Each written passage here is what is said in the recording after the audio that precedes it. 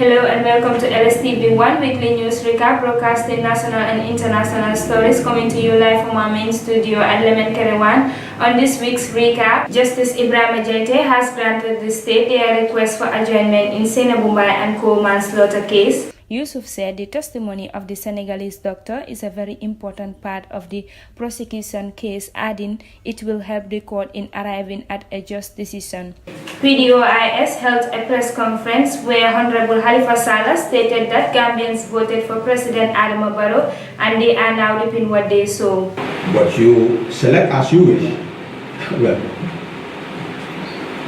you also live and reap as reality dictates. Gambia police force arrested 9 suspects for alleged robbery and 1 Nigerian woman for alleged involvement in human trafficking. The new developments emerging from suspected Dalaba robbery incident have revealed that 8 Nigerian nationals, 1 male driver, and a female accomplice of Gambian nationalities have been arrested, detained, and charged with the following counts. Gambian politicians react on the press release issued by the government spokesperson on the $31 million unretired per diem. I think the government spokesperson is disrespectful to the National Assembly. We demanded that the government to retrieve all the unretired impress, and you came with your usual boring essays that it happened in the previous regime, like if this regime is governing a different country. More than 600 people died, 1.3 million people displaced, and 200,000 homes destroyed in Nigeria's flooding in a decade. Flooding is expected to continue until the end of October. Nigeria is used to seasonal flooding, but this year has been significantly worse than usual. Using football as a means to discourage irregular migration, said Bakari Bajen, Minister of Youth and Sports. Conversation, we understand that not only are you wanting to develop sports, but you're using football as a means of discouraging illegal migration or irregular migration, like they call it. These and more stories, including sports and entertainment, coming your way here on LSTV1 Weekly News Recap. My name is Bajen Camara. Stay with us for details.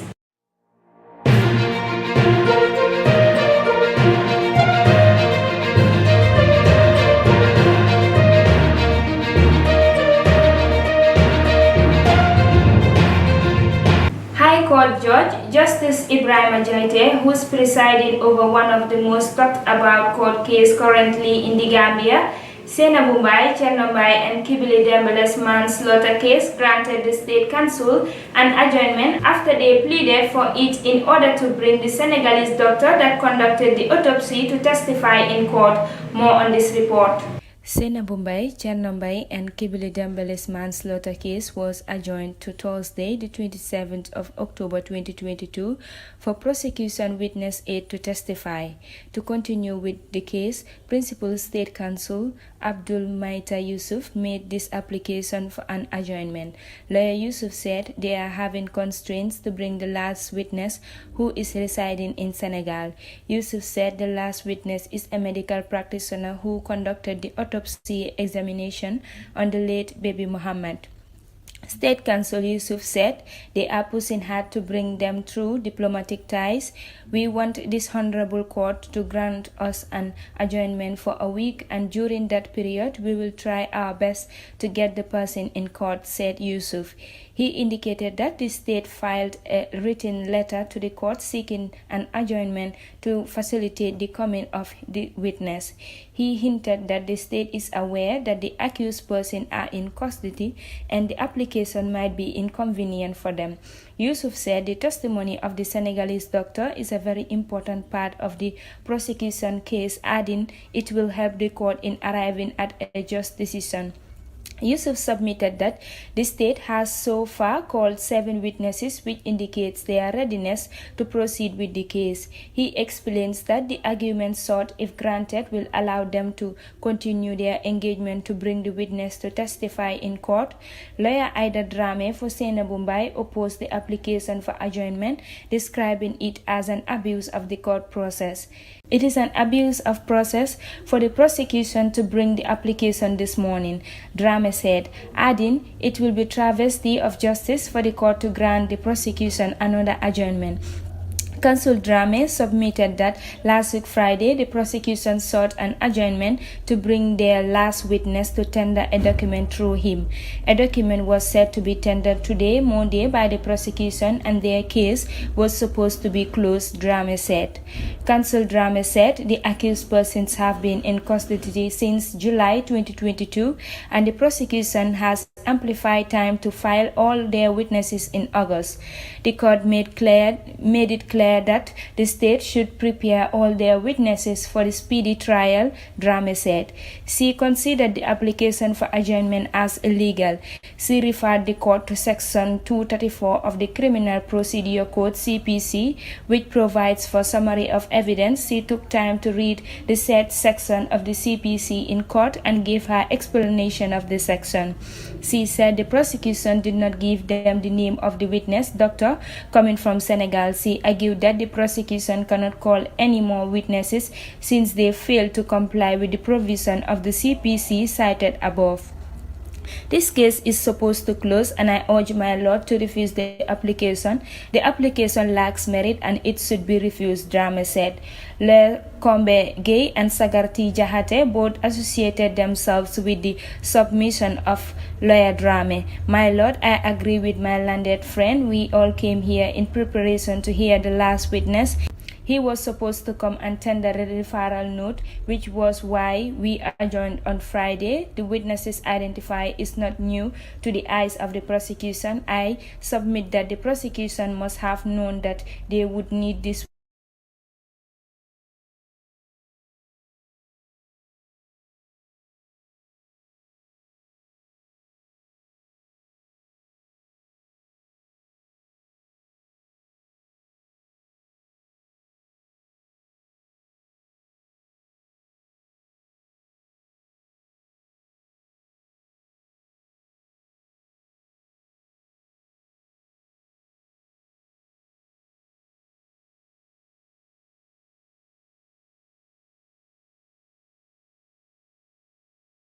investigative powers to close their case anytime they are ready, as they are the prosecution.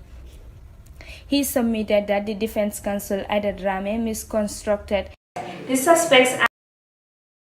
Justice Jaita said for a fair and just trial, he would grant the prosecution application and grant them an adjournment for the final time, and whether the witness is here or not, the prosecution cases will be closed for the defense to open their case. The matter was adjourned to 27 October 2022. Jaita said the case will start at 10 a.m. and finish at 4 p.m., allowing for the witness to complete his or her testimony and to be discharged. Reporting for LSTV1, I am Bajen Camara. The Gambia Police Force audited 9 Nigerian national and 1 Gambian lady for alleged robbery and theft. The suspects are charged with 3 counts. The woman alleged for trafficking her fellow nationals in the Gambia is in police custody and her case is under investigations. Usainu Dabo has the rest of the story. Police arrest 9 suspects for alleged robbery and theft. Following numerous reports of incessant robberies and theft cases at Dalaba Estate, the Bravo Company of the Police Intervention Unit, led by Sergeant 3A33 Camara and reinforced by SI Yabo, has, on the 18th of October 2022, raided the said estate, leading to the arrest of 9 young Nigerian nationals and 1 Gambian lady, all of whom are between the ages of 18 to 30. Preliminary investigation led to a massive recovery of different items, which includes cases of clothes and shoes, laptops, a generator, bags, mobile phones, cutlasses, and other valuable items. Yesterday, the 19th of October 2022, the Gambia Police Force updated the Gambia public regarding the suspected Dalaba robbery incident, and I quote, "The new developments emerging from the suspected Dalaba robbery incident have revealed that 8 Nigerian nationals, 1 male driver, and a female accomplice of Gambian nationalities have been arrested, detained, and charged with the following counts: 1. Conspiracy to commit a felony. 2. Found armed with intent to commit felony. And 3. Found in possession of a suspected stolen item. The Gambia Police Force on the 18th of October 2022 arrested a Nigerian woman for alleged involvement in human trafficking.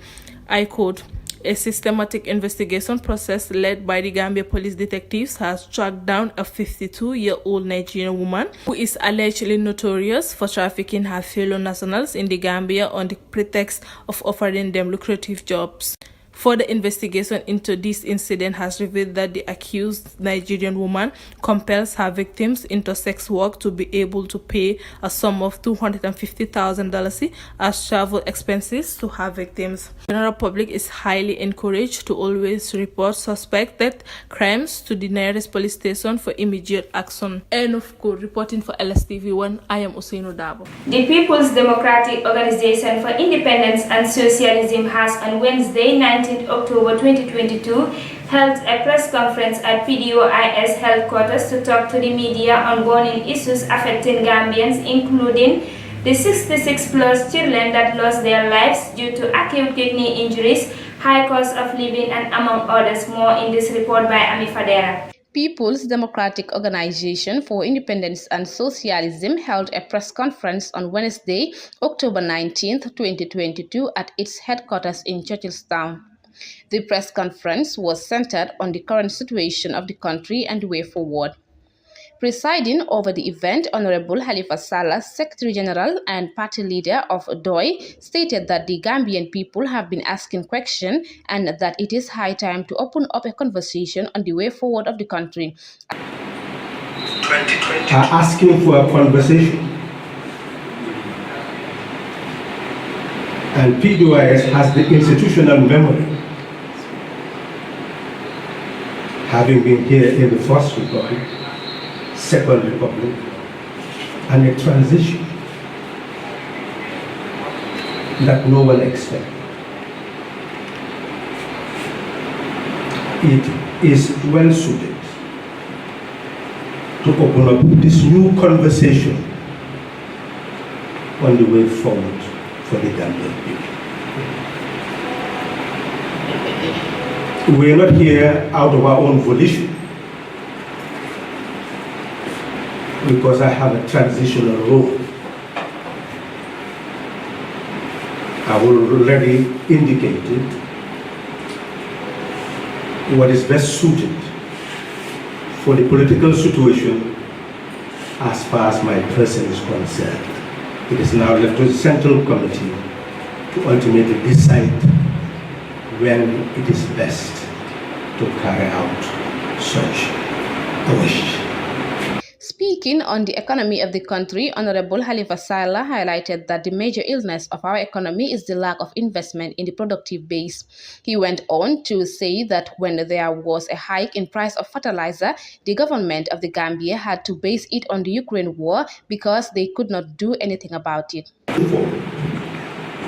That up to 25 billion would be mobilized for our welfare.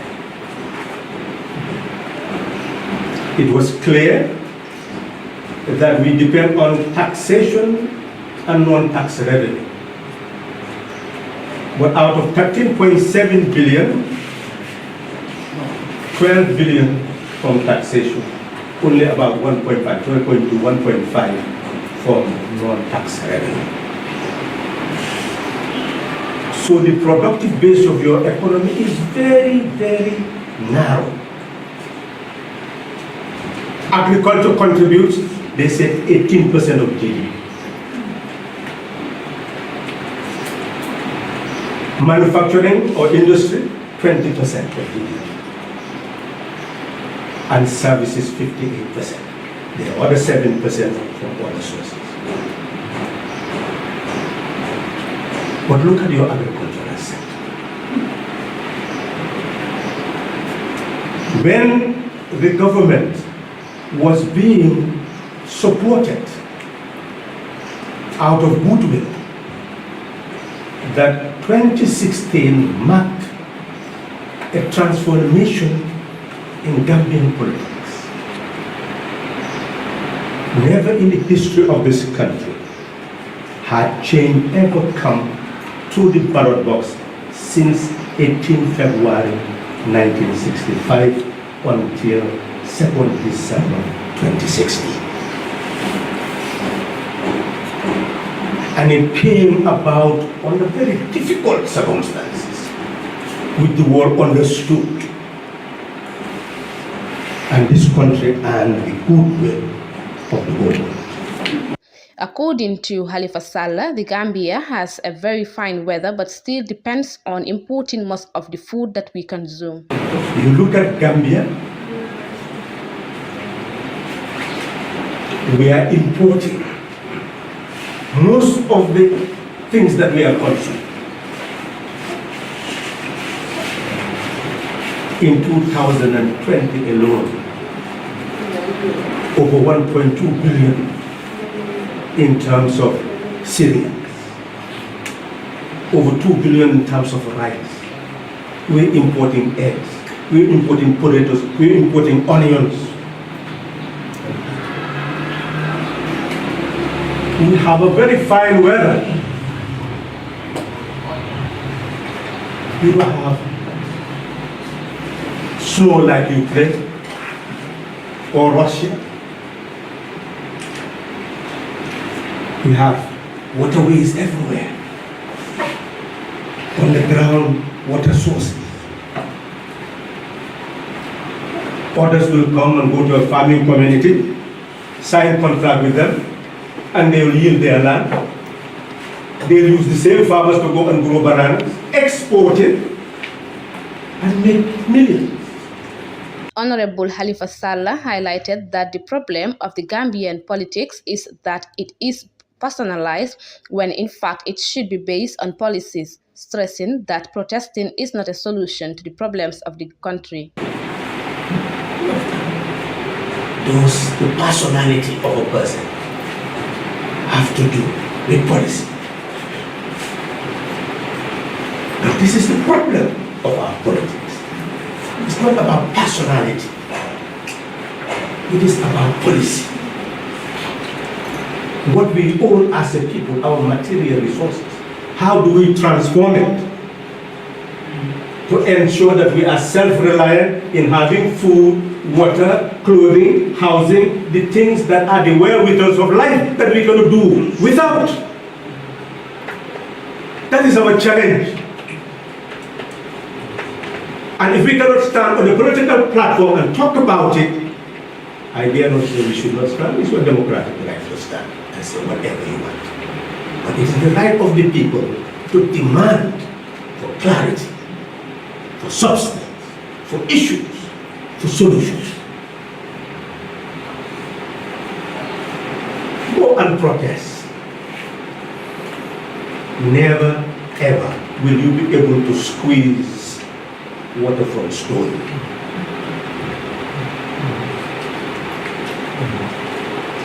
If you do not select the governments that can have the policies we can be put into operation to address your needs and aspirations, you are done for.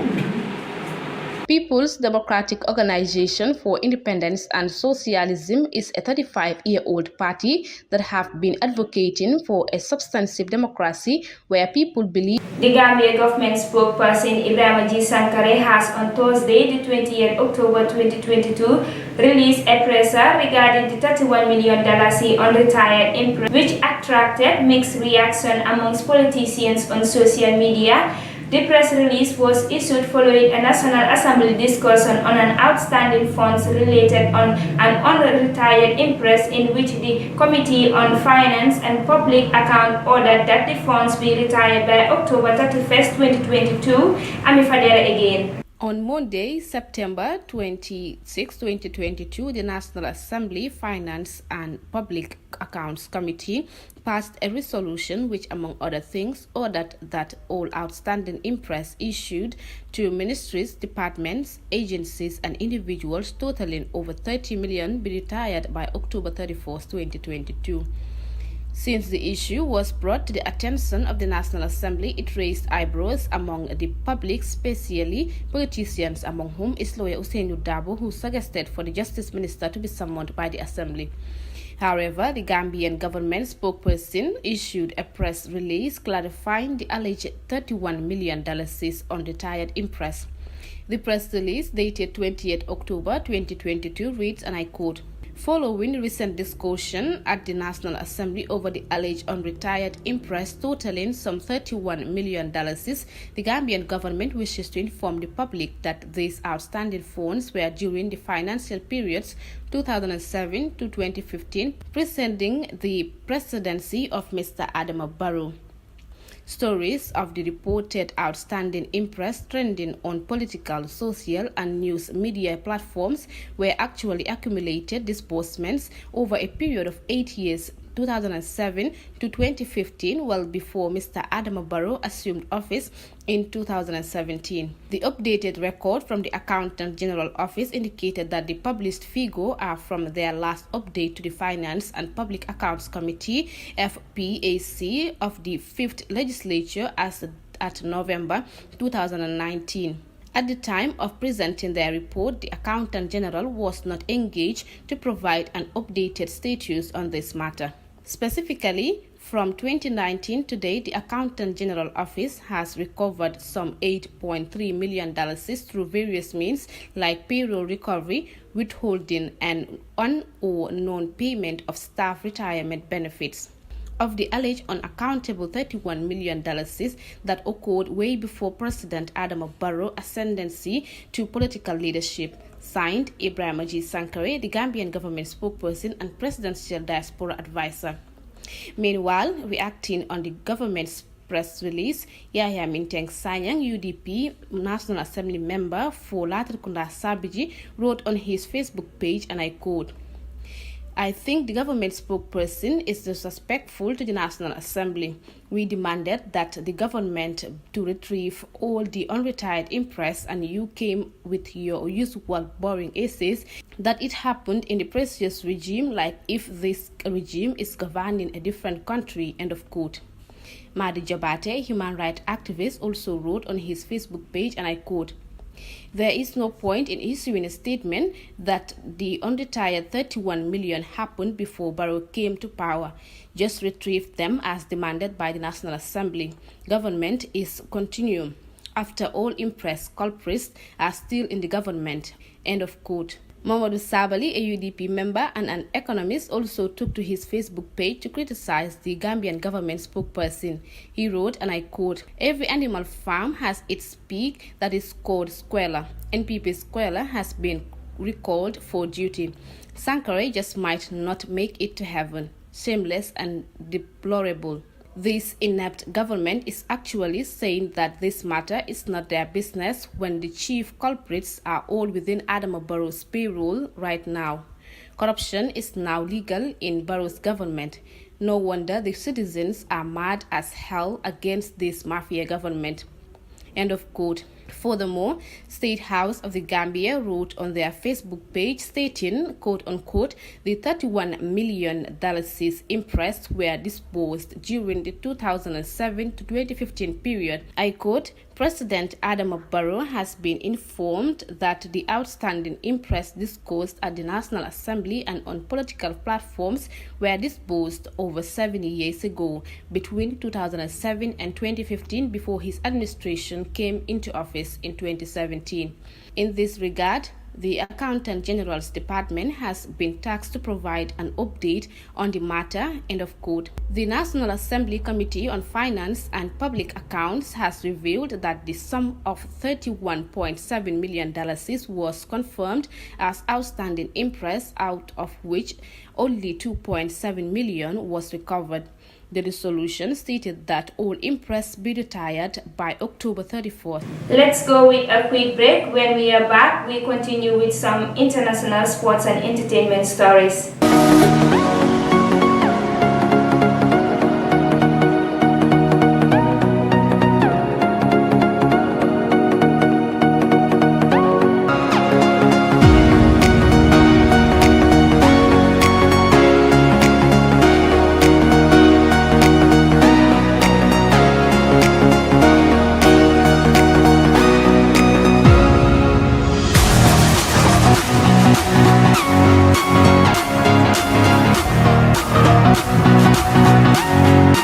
Welcome back. Now moving on with international stories. More than 600 people died in Nigeria's flooding in a decade. 1.3 million people have been displaced and more than 200,000 homes have been destroyed in Nigeria's worst flooding this year. Earlier this month, Nigeria's national emergency warned of catastrophic flooding for states located along the coast of the Niger and Benin rivers, noting that the three of Nigeria's overfilled reservoirs were expected to overflow. NEMA said the release of excess water from a dam in neighboring Cameroon had contributed to the flooding. Ramin Marena has the rest of the story. Minister of Disaster Management has said more than 600 people have died in the worst flooding in the West African nation has seen in a decade. Some 1.3 million people have been displaced and more than 200,000 homes have been destroyed. Flooding is expected to continue until the end of October. Nigeria is used to seasonal flooding, but this year has been significantly worse than usual. The government has said unusually heavy rains and climate change are to blame. The emergency release of excess water from dams, both Nigeria and in neighboring Cameroon, was another key factor causing devastating flooding.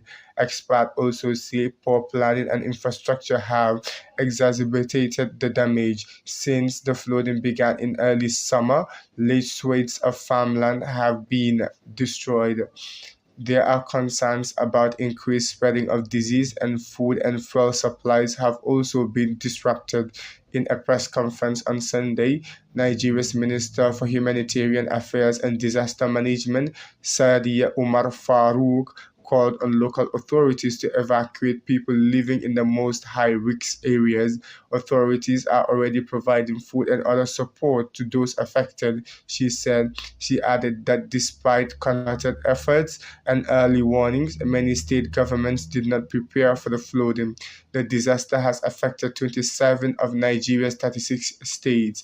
Part of the problem is that people return to their homes on floodplains each year after the water level subsides. Many do not have the means to relocate. Nigeria's economy has been battered in the past year, with inflation at an all-time high and many communities struggling to cope. The World Food Programme and the UN's Food and Agriculture Organization said last month that Nigeria was among 6 countries facing a high risk of catastrophic levels of hunger. According to NEMA, the release of excess water from a dam in neighboring Cameroon was bound to complicate Nigeria's already disastrous flood crisis. The Lakdo Dam operations in the Republic of Cameroon have commenced the release of excess water from the reservoir by 13 September 2022. Are aware that the released water cascades down the Nigeria through River Benue and its tributaries, thereby inundating communities that have already been impacted by the heavy precipitation, NEMA said in a statement on September 19, 2022. The released water complicates the situation further downstream as Nigeria's inland reservoirs are also expected to overflow between now and October ending, it stated, adding that this will have serious consequences on frontline states and communities along the courses of rivers Niger and Benue. Kogi and Anambra were among 30 Nigerian states predicted to be overrun by the combined waters of rivers Niger and Benue as they empty into the region, NEMA said. Many communities in Kogi are now under water. Nigeria's meteorological agency has warned that the flooding could continue until the end of November in some states in the south of country, including Anambra, Delta, Rivers, Cross River, and Bayelsa. Source BBC News. Reporting for LSTV1, I am Lamin Marina. Explosion in Turkey's coal mining kills 41, authorities said. An explosion in coal mining in northern Turkey killed at least 41 workers and injured nearly a dozen others, authorities said Saturday as they announced the end of a massive effort to rescue the stranded workers. Lamin Marina again. 41 people have died following an explosion in a